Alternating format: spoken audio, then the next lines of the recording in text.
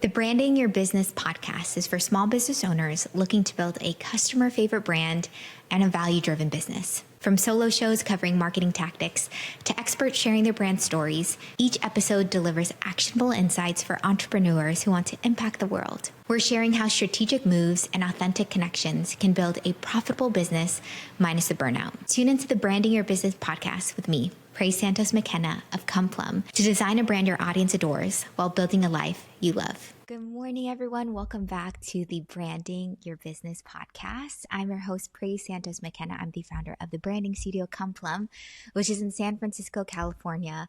The coolest things about podcasts and internet friends, we have someone on today who I said good morning and it is good evening with her right now. She is very far away and yet we get to meet each other here. So let me tell you a little bit about my friend Ingvild. Ingvild Kolnes is an educator and mentor for photographers. She helps talented but overworked photographers raise a hand, get back in touch with the artists they want to be, where they work with dream clients without having to work too much. Amen. She does this by helping them build their confidence, set boundaries, and teach them to charge what their work is worth through, we love like a signature program, a 7-step program so that they can make a living from their creativity. Ingvild, you're just like a soul sister in another country. This is really amazing what you're building, what you're doing. Have you always considered yourself an artist? Has that been something that was really apparent since you were a kid? Or is this something you've cultivated over time? I would say no. I don't think I would consider myself an artist. I have a lot of ideas, and I guess I've always been creative. Artistic? No, I don't think so. Well, okay, like hot take. What is the difference between art and creativity? What is that nuance in your head? Well, I think when you're artistic, you are creating something, so you are creative, but I would say artistic is like taking it to another level. I was going to say it's something more beautiful, but it doesn't have to be because there's a lot of art that isn't beautiful. But you can be creative and not do anything with it. You can just have all the ideas and not create anything from it. So I think that's like one of the main differences. Yeah, what I'm hearing from you, like creativity is almost the way the mind works, whereas artistry is a lot of like the execution of it because there is creativity in it, but artists actually express it. They create something tangible like out of it, or maybe even digital out of it too. Yeah. Oh, okay. That's really interesting because it's one of those big debated topics in which a lot of people say that they're not creative or artistic, whereas a lot of people, I think most people actually are creative, but maybe not everyone's artistic. Would you agree with that? I would. And I do think that creativity isn't something that comes naturally to everyone. I think some people are more like, this is how we do it. And they don't have the imagination to kind of come up with new ideas or different ways of doing things. So I think we're all different. And I think that's a good thing. Thank God we're not all alike, for sure, that there is some variety, which is really interesting because a lot of the folks that you work with, you're teaching them to make a living from their creativity. But I imagine there's a lot of different kinds of creatives, a lot of different kinds of artists or small business owners you work with too. What are those conversations like with the people who are in your program? Do you have to help them unlock their creativity? Do you have to help them unlock their artistry? Is there this common roadblock that you see amongst your clients when you're helping them? Well, for me, I think that the people I work with, they have their art in place. They know what they're doing. They're confident in that part of it. So what I help them with is more how to actually make it into a livelihood, how to make it into a business that pays without you overworking yourself, like getting that down, because I think that is the most common struggle when you're a photographer. You're so used to like being told, what do you mean you're charging for this? This is something you do for fun. This is your hobby. How can you charge this much? Like, we're always being told, like, you can't charge for this. You can't expect to make a lot of money from it. So overcoming that feeling of I'm being bad for taking someone's money for doing something I love. Yeah, society, I don't know why, has primed us that we can't be paid for the thing that we're good and passionate Mm-hmm. about. I What know. is that about? I wonder if cultures in the past, or like certain cultures, really prize artistry more than others. Is it the Industrial Revolution? I wonder, do you have any theories of when that shift happened or why it's happening? Well, I don't know why it's happening, but I do think that there's something about that. It's not a job if you enjoy it. And I think it's really strange because wouldn't you rather work with someone, regardless of what kind of profession or what kind of service you need, someone who really loves what they do rather than someone who's just like forcing themselves out of bed to do the thing that you need them to?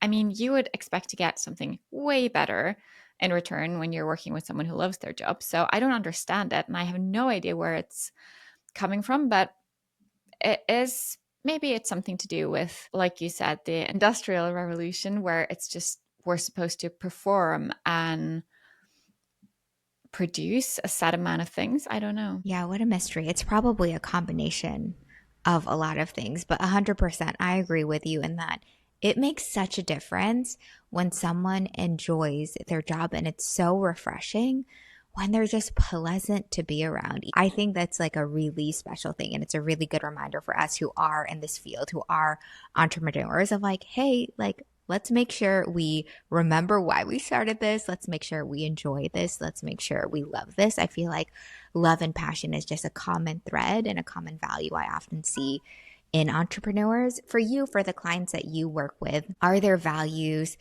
that you want them to experience? Like, do you want them to make sure that they know that you love your job? Or are there other sorts of, maybe it's excellence, maybe it's hospitality? What are those values you try to inject in every client experience you have? I would say that the main thing would be sustainability. And that's why I've called my podcast Sustainable Photography. That's why my program is called the Sustainable Photography Program, because sustainability, that really needs to be at the core of what you do. It needs to be in everything. And I know that that's like a big word because it encompasses so much. It's about profitability, it's about making something that's lasting, something that you're not going to burn out from doing.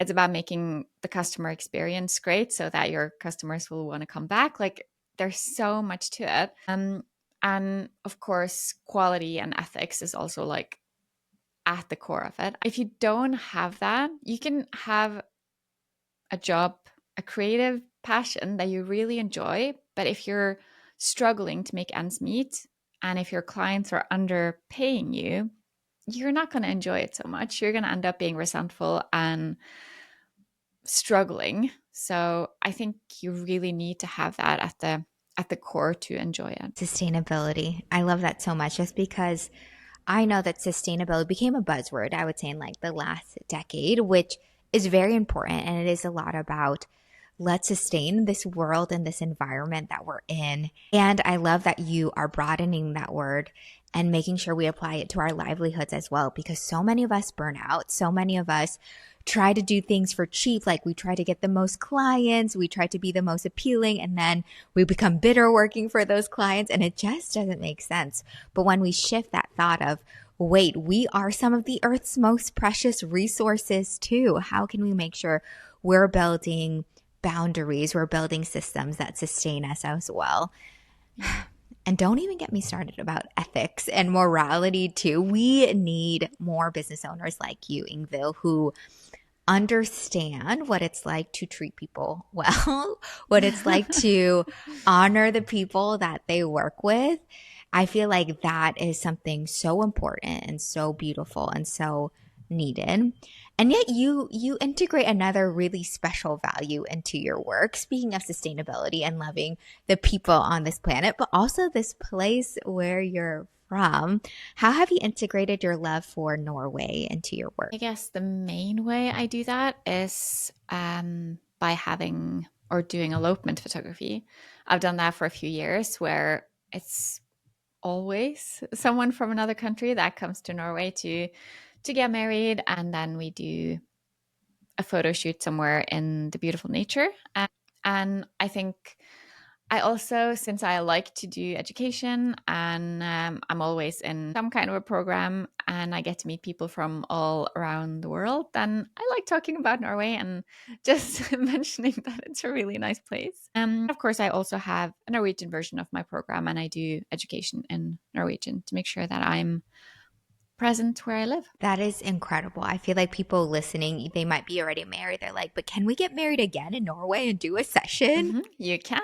You can. Maybe it's not elopement. It becomes like an anniversary adventure Yeah, session. or like a vow renewal or something like that. Yes, that sounds like magic because I know I've looked at your website and some of the services and we've talked about it too. You will even do like multi-day tours with people Hmm.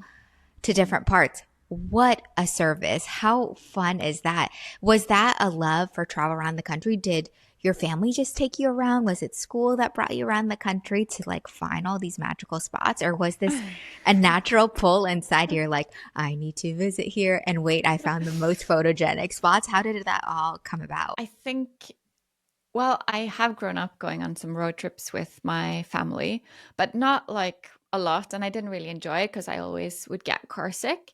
But when I got older, I wanted to start traveling. So I've backpacked all over the world. And I was like, I would never even consider traveling in Norway. Like, why would I? That's home. That's boring. And then as I got older, I was like, but wait a minute. Some of the most beautiful places in the world, they're right here. And after I started doing photography more seriously, I really started to notice that some of the most beautiful locations were not even that far from where I lived. And then I started doing more road trips. We got a camper van and traveled around for a few months, just like traveling. And just the experience in itself by getting to take people from another country to Norway and kind of giving them the, I don't know, more or less secret places. Like, let me just show you this one place. And that is so much fun. I even did that last week with Kristen Sweeting's Study Abroad. We went to a few of my favorite places here in Norway, and it was just so much fun just to see how much everyone enjoyed it. And I think even just seeing your own country in the eyes of someone else is just extra nice. Isn't that so funny in that we want to go to the most far off places Hmm. instead of staying right where we are? I remember when I was finishing up school, I thought I was going to work for this organization that traveled across like Europe and Africa and stopped somewhere every month. And then instead I felt nudged, like I felt like God wanted me to come to San Francisco. And I rolled my eyes. I was like, that sounds so boring because it's in the United States, it's in my own country. Hmm. Boo, and you just like write it off just because there's that craving that the grass is greener on the other side mentality that we have. Yeah. And yet sometimes you just have to do it. Like you travel, you do the things, and it makes you come back home and Hmm. really appreciate. Like it builds up that gratitude. I know it built up that gratitude in me to be like, wait, this is an amazing place. We live in an amazing country, and there's so much culture and excitement here too. And it Yeah. sounds like you get that renewed excitement. I do believe it's such a good practice when you just play tour guide with people and I see know. what it's like to have people's faces light up whenever they're around these things too. I feel like, and perhaps gratitude is a big value then you have too when it comes to sustainability and treasuring the things you have, being able to see it through other people's eyes and being grateful, like, wait a minute. Norway kicks ass. This is amazing. This is an amazing place. Please go to her Instagram. The photos are just like jaw dropping incredible. Kristen is a mutual friend of ours, and I was following that trip, and I was just like, hey, Mhm. casual. They're just like doing cold plunges out in nature. She's helping It them was breathe cold. through it. Ah, it looked so, so amazing. Do you Mhm. see yourself leading more like educational tours through Norway maybe in 2025? Do you want to do more of that? That would be a lot of fun. We did talk about it on this tour, and some of the girls were like, you should do it. You should do more of these. So maybe I will. I don't have anything planned, but if people want to go, just let me know and we can work something out. Slip into her DMs, people. Tell her, give her that demand. I feel like that would be a big thing. And just, it sounds like it'd be really life giving to you. Again, talking about sustainability, like you can have a business, serve other people that serves you in a way too. I think that is really huge. Yeah. Speaking of serving others, coaching others, as you coach other business owners, have you grown as a business owner yourself and how? Oh, absolutely. I feel like the people I work with, they're like my biggest inspiration. I learn from them all the time. It's kind of like a requirement, I think, to for me to grow as well. I have coaches and mentors and I do education all the time. So I feel like you can't just be stagnant and be like, "Oh, whatever. I'm working with these people now and that's it." I think you need to always develop and just keep working. Right now I'm doing a coaching certification so that I can be a certified coach. Because up until this point, I've been like more of a mentor and using my own experiences. But it's nice to be able to do something deeper and something more profound as well. Yes, the best teachers are also the best students, right? Like when we're constantly learning, or I like to say, I need to be poured into if I'm going to be pouring out as well. It has to be like that constant flow. And it sounds like you're always up leveling, always trying to figure out because you've already been mentoring, you've already been coaching, but really truly figuring out like other systems, other methods. I know that will deepen a lot what you're creating. And it sounds like you're creating something really interesting in that in the end of this year, you're helping folks plan for 2025. You're helping them think through how to have the best year yet because 2025, it just sounds like a great year, but this is also, it's kind of giving me 2020 heebie jeebies, but maybe it truly is going to be the best year. So can you tell us a little bit about what you're creating? And for those of us who are like wrapping up the year, is there one thought shift that we can be adopting? Is there one new framework that we can be thinking of that will really make 2025 the best year yet? I think it's a matter of kind of deciding that I will be. Like, I was happy with this year, but let's make next year even better. And once you decide to do that, you are so much more likely to do the things that is going to make it the best. And I started planning out my year a few years ago when I have a background as a wedding photographer, you know, having most weekends booked and just being really busy. And it was too much, too busy. So I figured out if I were to plan out the entire year, then I could really see and get an overview of like, okay, these are my booked weekends. This is when I want to have time off and really kind of take charge over my calendar instead of it just kind of happening to me and just being something that I'm stuck in. And it made such a huge shift where I could start by adding in all the things that I wanted to fill my year with to make sure that, okay, so I want to take July off, for example. I want to go on a holiday, maybe around this time. I'm booked at these dates, so that you could really first see like what's actually going on. What do I want to fill it with? And then see, okay, so what other things do I want to accomplish? And how can I make that happen? What are my actual goals? And we always do it based on values. So we start there. What are your values? What are your goals? What do you want to accomplish? And then just put it into a calendar. You can even see it behind me here. That's my wall calendar for 2024. I need to add my 2025 in a bit. So just to have it there on your wall to make it really like, okay, I see which of my months are maybe a little bit slower, which I maybe want to, maybe don't want to. And then you can make those decisions based on what you want instead of just following people on Instagram who keep saying like, oh, I'm fully booked and I'm so busy and I'm so happy. And it's like, maybe you don't want to be that busy. Maybe you want to have a more chill life and spend your time with the people who matter to you instead of always working with your clients. That is so good. It's so funny because I also heard someone say like, the calendar is made up. We also are saying like, okay, we're going to end the year well. We're going to start the year well. Like, but at any time we can make this mental shift, right? It doesn't have to be in January. We don't have to make these decisions at the end of the year, but it is a good marker for us to just reset and think. And you're saying, okay, well, praise, honestly, it comes with deciding first that it is going to be a better year. And I love what you said, because here at the Branding Your Business podcast, you all listening might be so tired of hearing me say it, but it is all about values. It's making a values-aligned business, a values-aligned life. And our friend Ingvild is saying it's making a values-aligned calendar. It's not looking to influencers or these voices around us that are just saying, okay, look at me. I'm so busy. I'm so booked. And maybe that's their value, which we applaud them. Yes, we love that's your lane.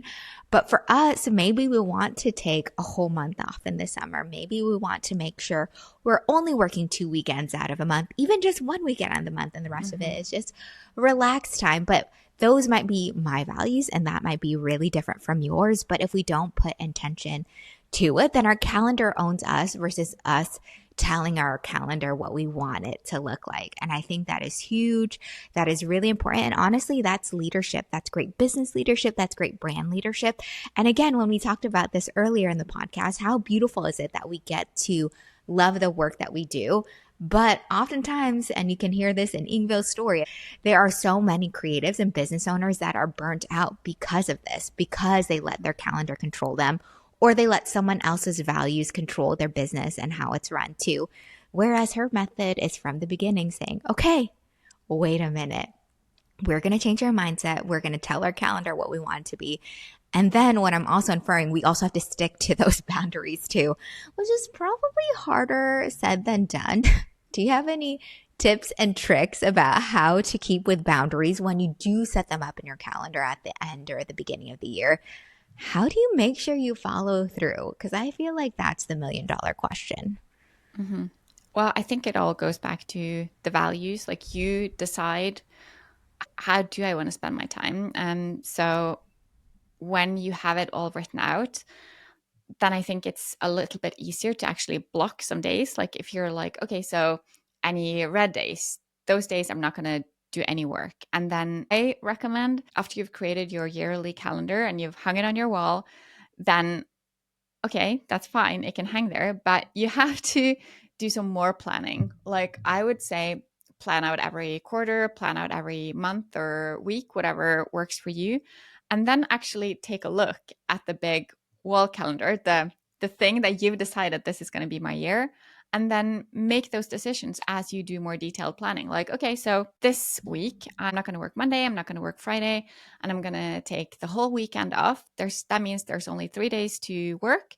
What do I need to fit in those 3 weeks? Because so often we tend to be really busy doing things that doesn't really matter. It's just about creating like a bad habit, overworking. So I think if you have the structures in place and you create those habits of planning out regularly, and I would even write on your calendar or on your wall what your values are, so that you're constantly reminded, like, all right, that's the thing that matters to me. So why am I spending all my time doing this other thing? You've spoken like a true mentor here of actually look at the thing you created, not just create it one time, but look at it again and again and reevaluate. And that is so good to also hear too of, could you make something? Could you print out a vision board? Could you print out that calendar to remind you what you said your boundaries would be, so that you can also remind yourself what your values are? Sometimes we have to see it to know it. And especially if you are a visual person, this is how it's going to be done. I imagine for those who are maybe more audio, maybe it's a mantra every day, reminding yourself why you do what you do. It's that discipline and that habit that really is the way that this is going to make a difference. I love that. I feel like that's a big deal. I was looking at your Instagram preparing for our chat, and you also brought up something that was so good. And again, it's like similar to us reminding ourselves and showing ourselves what's important. We also have to do this with our clients as well. You had a really good example. Say you're a photographer and you talk about your services. You oftentimes just say, okay, here's the service, photography. When in fact, and then it's like this really beautiful carousel swipe if I'm like painting a picture for you all. You're like, okay, this is all the other things. Sure, it's photography, but maybe that's like 10%, but it's also helping them with prints. It's also planning. It's also X, Y, Z. And it's actually all these other things that encompass what you do, which I think is huge and really important for any business owner, because a lot of our business owners here, we do have a lot of photographers, but we also just have a lot of small business owners who have such creative offers. And yet I see this again and again. They only talk about the most obvious thing instead of really talking about the rest of the benefits that they're providing. When did that shift happen for you? Was it pretty early in business when you learned how to talk about really everything you're offering? Did it happen later? And how can our folks do it sooner? How can our folks integrate talking about the things, putting it out there in the open of what they're actually providing, not just this like main thing, but all the bonus other things? Tell us, Ingvild. We'd love your wisdom on it. Well, it was not something that I thought of in the beginning. I think when you're doing something like, for example, photography, you might think like, you need a photographer. That is the key. That is what your website's all about. That's what you're talking about on social media. Or you're looking for a photographer. And in reality, I don't think that many people are looking for a photographer. They're looking for something else. They're looking for memories of their family. They're looking for confidence and to feel better. They're looking to promote their brand, like whatever it is, they're looking for something else. And I remember a few years ago, one of my sister's friends were getting married. And I asked, oh, have they found a photographer? And my sister said, yeah, they have this really excellent skateboard photographer that's coming from the UK to photograph their wedding. And I was like, what? Just because they're good at photographing someone skateboarding does not mean they know how to photograph a wedding. And it just really dawned on me, like, we're so much more than just a photographer. When I photograph a wedding, or when I used to photograph weddings, I would be pretty much like their wedding planner. I would give them a timeline. I would help them out with like all the different detail stuff they needed. I would help them out with so many things.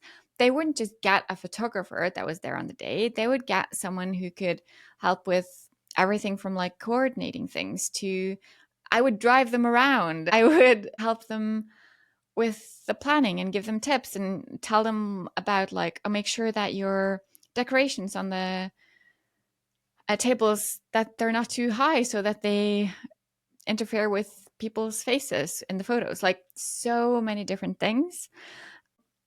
We don't talk about it. We don't talk about all the other things we do. As a boudoir photographer, you're not a photographer. You're giving someone like confidence and helping them feel better and helping them shine and take a place in the world. When you're a branding photographer, you are a photographer, but that's not all you do. You're someone who can help them promote their business and get their products to shine. There's so many other things you do. And if we only say like, do you want a photographer? Most people are going to be like, I don't think so. I have my iPhone.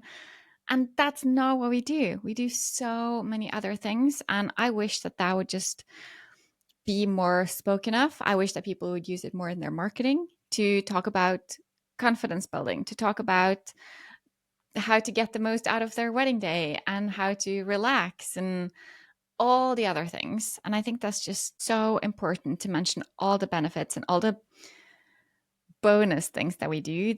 I think most people would agree that the memories are more important than the photographer, but we don't speak about that. We just kind of think that people know it, but they don't. It's up to us to focus on the things that we want to promote and emphasize. Yeah, that is a huge thing because there's the front running, like the obvious service, but really what they're getting is peace of mind. Really what they're getting is an expert who's at weddings every weekend too. Exactly. What they're getting is also a chauffeur, like incredible. Yes. What they're getting is a tour guide too. And maybe we need to put on our best friend hat, right? Like the best friend to see absolutely how we're actually working in the business of yes, okay, well, I also do photography, but what I'm really doing is helping people feel inspired, helping them feel confident, giving them resources and frameworks so that they can do what they've been meaning to do with this dream business they have. And we're not often kind enough to ourselves to recognize that. And so, yes, my admonishment to you is to remember Ingvild's word, put on your best friend hat, or just ask your best friend to help you describe all the things that you do so that you can better communicate that in your marketing, on your sales calls, because I think that's what really matters. And people want to hear it too. People want that peace of mind. People really have those other things in their mind that they're worried about. Also bust the skateboard wedding photographer though too. Like, very interesting. Hope that wedding went well. Maybe there was really great action shots. It could have been their specialty. Maybe. Could have been But incredible. even though you're good at action shots, you don't necessarily know where to be during the ceremony. You don't necessarily know how a wedding day flows. I mean, there's so many things that you know because you're experienced in weddings. So I thought it was a bit funny. Well, bless them. Hopefully they learned a lot on that wedding. Hopefully they learned a lot about where to be and what to do.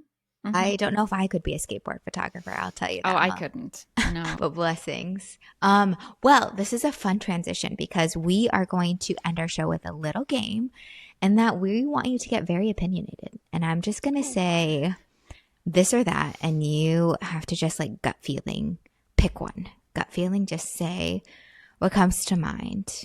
Are you ready? Okay. Okay, like we're going to start off easy. Skateboard or bike? Bike. Airplane or by sea? Sea. iPhone or Android? iPhone. Nikon or Canon? Canon. Are you a night shower or a day shower? Night. I see you. Okay, are you into big music festivals or do you love a simple acoustic set? I would say simple. Okay, are you a kinesthetic learner or are you more visual or bonus, even audio learner? I would say visual. Visual. Okay, so yes, for those listening to the podcast, if you wanted to see Ingvild's calendar, it's kind of right behind her. I thought it was a whole monitor behind her. So if you're a visual person too, check this out. Make sure you're watching the video version of this podcast and also check her out online. Ingvild, how can our friends find you on the internet? I think the best place to go is probably Instagram. You'll find me at Ingvild Kolnes. And I know that is hard to spell, but it's INGVILDKOLNES. And my website's the same. It's ingvildkolnes.com. And that's where you'll find my program, my courses. And if you want to have a call with me, you can book it there. Yeah, because I know that your program is launching pretty soon. Is that right? Yeah, we're starting up on December 1st. So the launch is happening before then. So the earlier you join, the better the bonuses. So yeah. Because remember, you're not just getting a program facilitator. You're not just getting a mentor, a coach. It sounds like you're getting someone who's also in the trenches with you, someone who also understands what it's like to have been burnt out and can relate, someone who is also valuing sustainability and ethics and morality and kindness. Remember, it's all these things that you get with Ingvild, not just this simple program. So thank you so much, Ingvild, for sharing your wisdom. Thank you so much for sharing your insight. I know that I can now decide 2025 is going to be the best year yet. Mindset shift. So thank you so much. Thank you.